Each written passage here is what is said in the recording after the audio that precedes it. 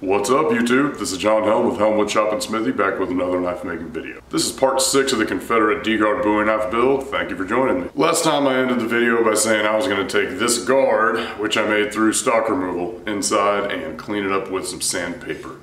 And then I realized while I was doing that I was being an idiot. The thought process there was that it'll be difficult to get to all the little surfaces once it's bent into a D-guard, so I'll go ahead and clean it up now, but it's gonna get messed up a bunch when I bend it. So I'm gonna have to do a ton of cleanup work anyway, and so I'm just gonna go ahead and bend this thing to shape, get it stuck onto this tang, hopefully everything goes well, and hopefully I'm able to get rid of all the marks I put in it while I'm forging it. Normally I would just take a piece of metal, punch holes in it, and then forge it out to shape. But I thought, let's try something new, let's do it through stock removal, and before I even put this thing in the fire, I know that that was a bad decision. Every time we make mistakes we learn, so let's just roll the punches and see what we can do with this. Let's get started.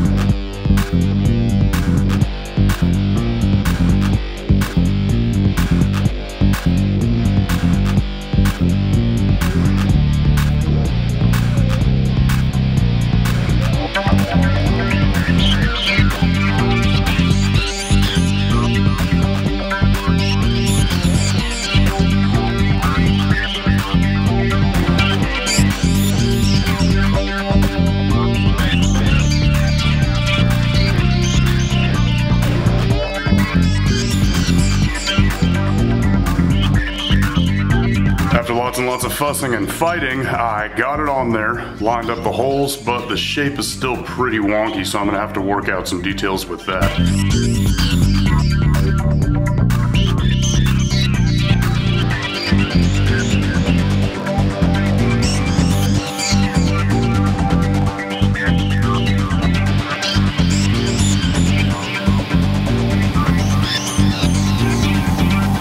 I have done it.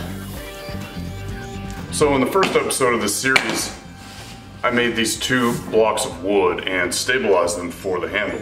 But now that I have the guard fitted to the tang, I noticed a problem. The piece of wood in the middle, which is the mahogany here, is way too long. So we're not really going to be able to see the oak, and also I put them together completely straight. And this obviously isn't straight, it's angled. In my original sketch, the stripes of wood would follow those angles. And that'd be very difficult to fit up without it looking lopsided. So I think I'm gonna do something else. These are still good scales. I will definitely use them on another knife, just not this one. I just got done stabilizing these 2 beautiful pieces of curly maple and this piece of black walnut. So what I'm going to do is, first of all, I need to stick these in the vegetable dehydrator because they're not done drying, and I need them to hurry up and get there.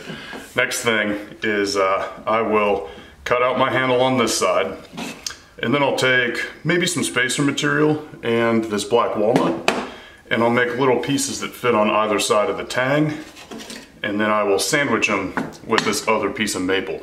That way from the side, all you'll see is this nice maple with the beautiful grain on it, but then from the back, you'll have basically a racing stripe. For the pommel, I have selected this piece of 01 tool steel. This is the chunk that was left over from that huge bar that I originally forged this blade from. And the reason that I chose 01 tool steel versus another chunk that I have laying around the shop that might be easier to work with is because I'm thinking about etching this blade and I want the pommel to match it. If I made the pommel out of a different type of steel, I would have to leave a forged finish, which would match the guard, but I just don't feel like it would tie the whole piece together. However, I have never actually made a pommel before, so I'm going to make a mock-up pommel out of mild steel first, That way I can get all of my mistakes out of the way before I start working with this more expensive piece. So without further ado, let's head over to the bench and start working on the mock-up pommel.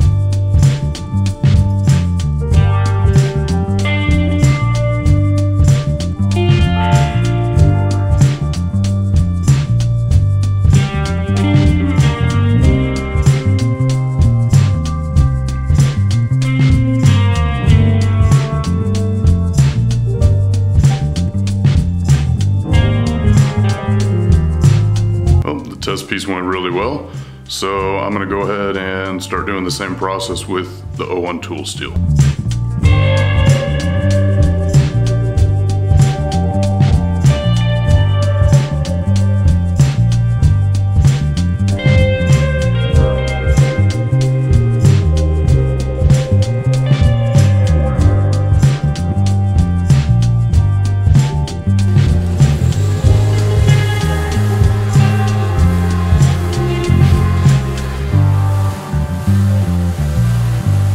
Houston, we have a problem. Yeah, that's supposed to be straight. When I turn this on, my belt shakes around violently. It's really going to throw a wrench in my gears for finishing up this pommel. I'm going to do as much of it as possible with an angle grinder, but I'm definitely going to have to order a new set of wheels for this.